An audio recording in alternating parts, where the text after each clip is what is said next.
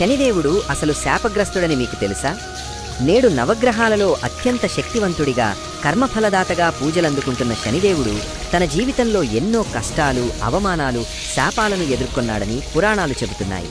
శనిదేవుడు సూర్యభగవానుడు మరియు ఆయన భార్య సంజ్ఞాదేవికి జన్మించినవాడు. వైవస్వత మనువు, యమధర్మరాజులకు సోదరుడు. చిన్నప్పటి నుంచే శని ధర్మనిష్ఠుడు, న్యాయప్రియుడు.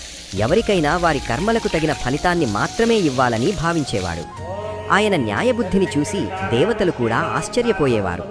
అయితే ఒక సమయంలో సూర్యభగవానుడి అపారమైన తేజస్సును తట్టుకోలేక సంజ్ఞాదేవి తీవ్రంగా బాధపడింది.